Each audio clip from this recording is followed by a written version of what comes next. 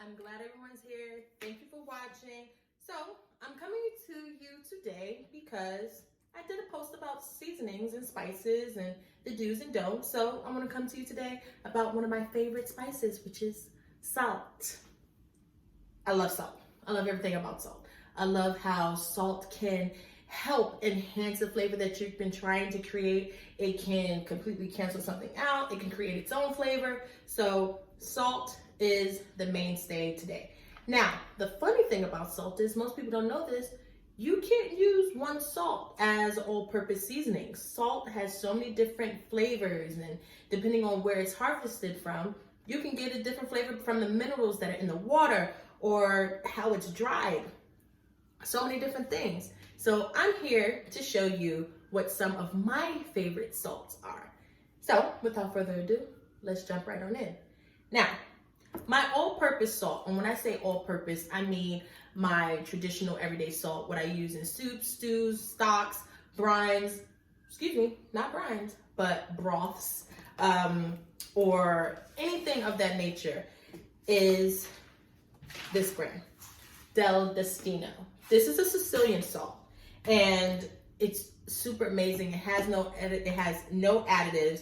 I used to use Morton salt, which is good, but they're kosher salt, but it had an additive. It had a non-caking agent in it that definitely changed the taste and even sometimes the texture when I was canning and preserving. So this is the salt. They're coarse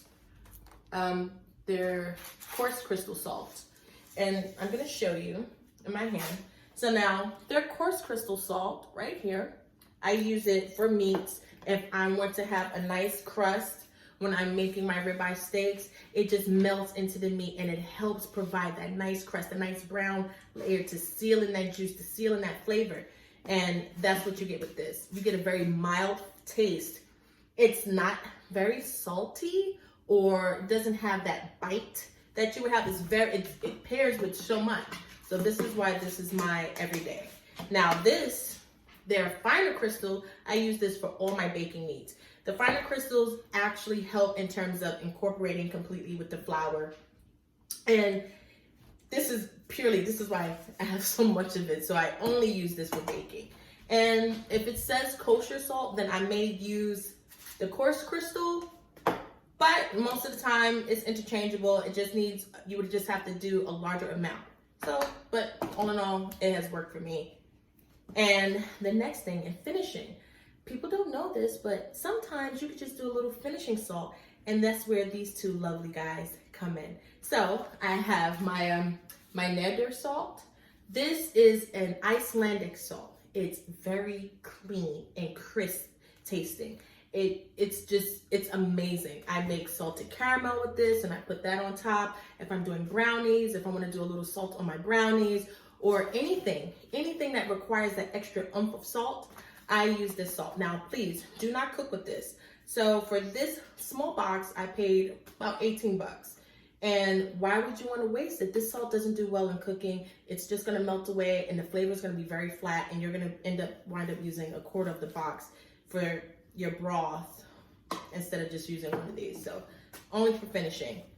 This salt here, Jacobsen salt is absolutely amazing, and it's American made. So this is the only salt since Lois and Clark that was harvested in the Pacific Northwest. This actually comes from Oregon.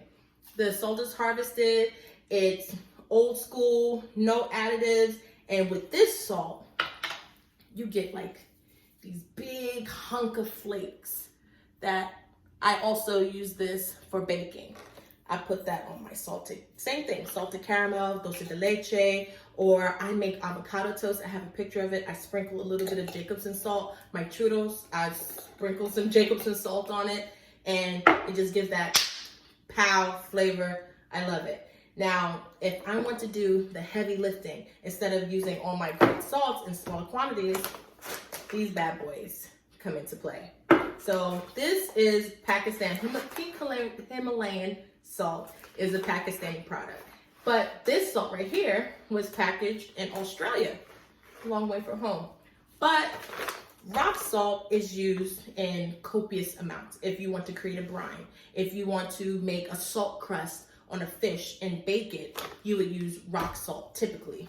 And this salt here is my own salt brine. For my turkeys or my capon, any kind of fowl or bird, I use this here. Or chicken, that's a bird. If I'm grilling the chicken and I got the adapter from Amazon, a couple of cranks, put it on top. This is regular rock salt, juniper berries, some orange peel. I have vanilla in here, some caraway seeds, and some other of my spices here. And I just crank it, and there you have it.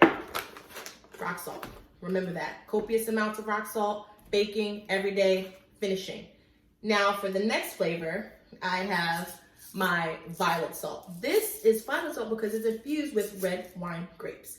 Now, to me, it has a very Bordeaux or burgundy sort of flavor. I don't know if that's the grape that was used in this, but as you can see here, it also has an adapter. You can grind it, and I think this goes really well with seafood and salads. Gives that extra crunch, that extra bite, that extra layer of flavor. Now, this here is Applewood smoked sea salt. It's very smoky, very, very, very smoky. It smells like it's been sitting on charcoal all day. For me, this is best with pork, just like Applewood smoked bacon or some sort of very gamey meat. I've cooked venison with this. I've also made bear with this. So it gives that nice grill flavor if you're not grilling. But beware, this is very, very salty. So Applewood smoked sea salt, go with this. Another finishing salt that I didn't put in a finishing pile because those are flaky. This is more granule. So this is from Italy, and this is black truffle salt. I use this primarily for my potatoes if I do Hasselback or regular French fries. I sprinkle some black truffle salt on top, a little black truffle oil, and it gives it that nice truffly, mushroomy umami flavor. So truffle salt. Great finishing salt. Do not cook with this. You can also sprinkle it on pasta as well as another tidbit. Last, but definitely not least, is fleur de sel. Fleur de sel is French. This is a French salt. It's very delicate. I notice a lot of French salts have a grayish tone. You can use a gray salt, which is sel fleur, and that's a great everyday salt. Use sparingly. It's not as salty as these other guys are. It's very delicate. You would have to use more. I don't know if you can tell, but it has a very powdery texture and it's a little gray. Let's see. Compare it to the other salts here. It's a little gray, but still very delicious. I've used this anything from sauce, broths, consommes. Fleur de sel is very good. And in a consomme, it has very small crystals, so it will dissolve quickly and easily. And a consomme is a very clear broth. So use your fleur de sel best, or you want to use a fine crystal salt for a consomme. Things that are heavier and heartier, you can use bigger crystals, your meats and things of that nature. But I digress. So thank you for listening. I hope you guys learned something. I hope this was educational, informational, and I hope you guys go out and buy your assortment of salts. Now, this isn't all my salts, but this is just the main workhorses that I think all of you guys need to have in your kitchen. So if you want to be a chef, ready to get cuffed, get you a bunch of salts. Have a good day, guys. Happy Tuesday. Bye.